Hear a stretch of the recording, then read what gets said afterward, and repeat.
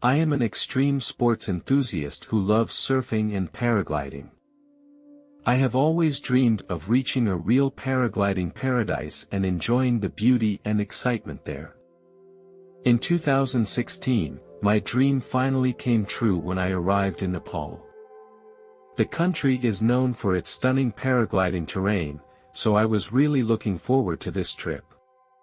Nepal has magnificent natural landscapes and some of the highest mountains in the world. After a day of rest, I was ready to go to the paragliding base to complete my challenge. The next morning, we took a bus to the paragliding base in the mountains. In the car, I met a few friends who love extreme sports as much as I do, and we exchanged our experiences and lessons learned. As the car got closer to the top of the mountain, I saw the spectacular mountains and the stunning natural scenery. Eventually, we reached the paragliding base at the top of the mountain. The atmosphere here was very lively, with people wearing all kinds of sports equipment, some preparing for paragliding, and some chatting and exchanging ideas. I felt very excited and thrilled because I knew that I was about to fulfill my dream, challenge my limits and enjoy the excitement and thrill of paragliding.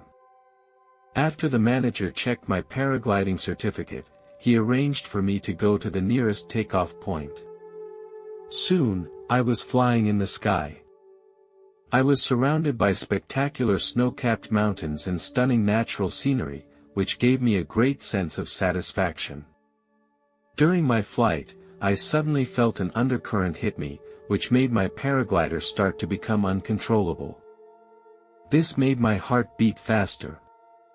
The management told me over the intercom that I had to get back on land as soon as possible. I started to descend fast and the paraglider became more and more unstable. I felt very scared because I knew how serious it was. As I approached the ground, my paraglider started to tangle together. I tried to deploy the paraglider, but it was still out of control. I impacted on the ground. The moment I landed, I felt a violent wave of dizziness, and then I lost consciousness. When I woke up again, I found myself in an ambulance, surrounded by the strong smell of sterilization.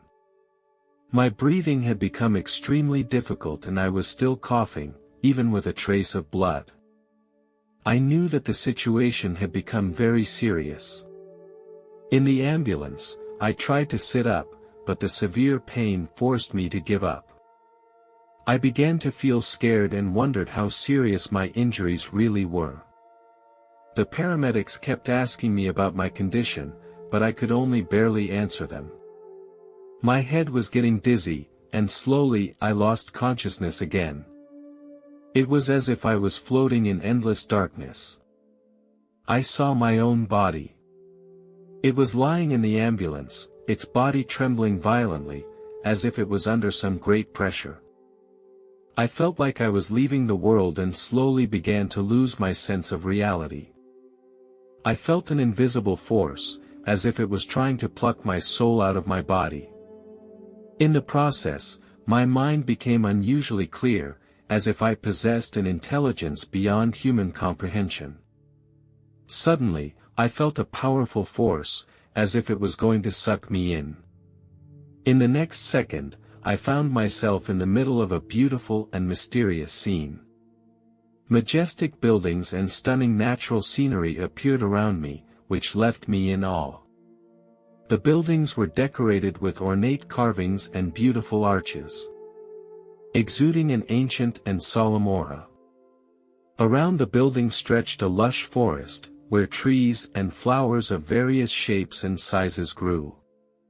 On the branches of the trees also rested some birds, which sang happily, filling the whole scene with vitality and vigor. I couldn't believe that everything in front of me was real. I walked toward the spectacular building. There were some small gardens and sculptures along the road, which made the place more vivid and interesting. I also met a group of children, who were playing. When they saw me, they greeted me together. They spoke a language I didn't quite understand.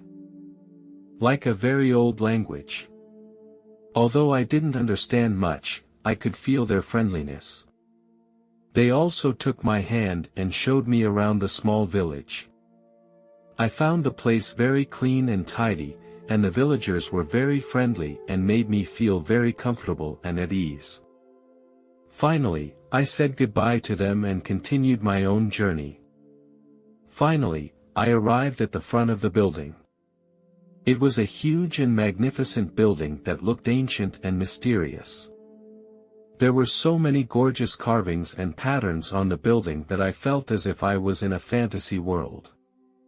I gazed at it and a strong curiosity came over me. I wanted to know what it was like inside. An old man dressed in ancient costume appeared in front of me.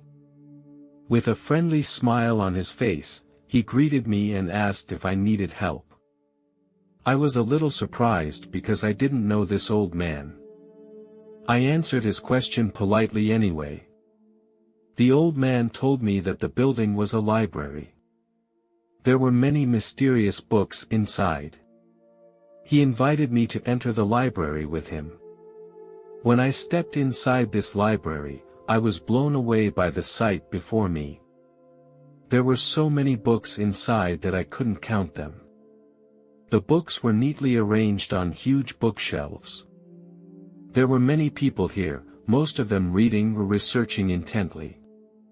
They were all dressed in vintage clothes, which suited the atmosphere of the place perfectly. Some were sitting silently at their tables, studying intently. Others were exchanging their findings or sharing their experiences of reading books. I asked the old man next to me, "Can I read these books?" The old man smiled and replied, "Of course you can." I followed up by asking what the content of these books was. The old man pondered for a moment and then told me that each book represented a person's life. Some people's lives are full of adventure and excitement, and the book about them is like a novel full of adventure stories. Some people love food, and their books are more like a food guide. Others lead ordinary lives, and their books are more like a boring novel. After hearing the old man's explanation, my curiosity became stronger. I walked over to the bookshelf and a heavy book caught my attention. The book was about the life journey of a single mother. This woman was born into a not-so-happy family. Abandoned by her parents at a young age. At the age of 7, she was adopted by her current adoptive parents. The love of her adoptive parents made her feel the warmth of a family again. She studied hard as a child and won a scholarship. In college, she met her first boyfriend and they were in love for 2 years. But eventually, the relationship broke up due to discord, leaving the girl very sad. In order to escape the pain, she began to smoke and drink, and this state of life lasted for a long time. When she was 26, she met a colleague at work, and the two fell in love and got married. Soon, they welcomed their children and the woman began to enjoy the happiness of a family. But when she was 30, her husband fell in love with another woman, which eventually led to their divorce. The woman completely lost faith in love and began to become withdrawn and apathetic. However, she did not give up on life. She put more energy into her career and her children. She lived a happy life in her later years. She died at the age of 81. She became strong after experiencing adversity and appreciated her life more. Although it did not work out in her relationship, she was a very qualified mother. I was very emotional when I finished reading this book. This woman has gone through so many trials and tribulations in her life, but she has learned from each adversity and made herself stronger. This book gave me a lot of insight. I realized that in life, we need to face setbacks bravely and that every setback is an opportunity to grow. As I read this book, I felt like I was in the world of that single mother, experiencing her life together with her. Each experience touched my heart deeply. When I read that she was abandoned by her parents, I felt her helplessness and loneliness. When she felt the warmth of her family again, I also felt a warm current rushing into my heart. This feeling made me feel very wonderful, as if I really became the woman in the book, going through all the emotions and experiences with her. I was attracted to the other book on my left. Because compared to the other book, this book is very thin. The boy was born in a bad family. His father was a very irritable man who often beat him and his mother. This made the boy eccentric and withdrawn from childhood. He was not good at socializing and always stayed in a corner by himself. The boy came out to work early, but it was hard for him to fit in with the team because he would not deal with the people around him. He always did things alone and did not communicate with others, which made his colleagues think he was strange. As time went on, the boy's work performance became worse and worse, and he became more and more depressed. He became addicted to banned substances, which became his only support. He felt he could no longer stand the feeling of loneliness and helplessness. So, he ended his life at the age of 26. After reading this story, my heart aches for this boy. He had a very unhappy upbringing and family, suffering violence and beatings from his father, which made him withdrawn and poorly socialized. Everyone's life is different, and therefore everyone's book will be different. This book will be forever in the library of heaven for all to study and learn from.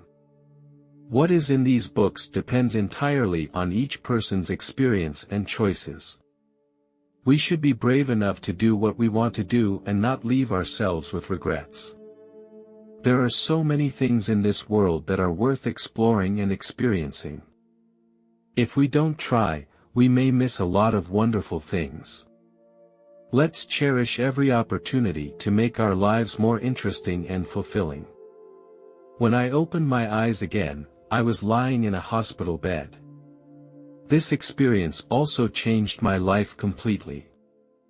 I realized that the most important things in this world are not wealth, status or fame. Rather, it is the things that really make people feel warm and happy. These are the things that we should pursue the most. I know what I want to do, what direction I want to move in, and to become a more life-loving person.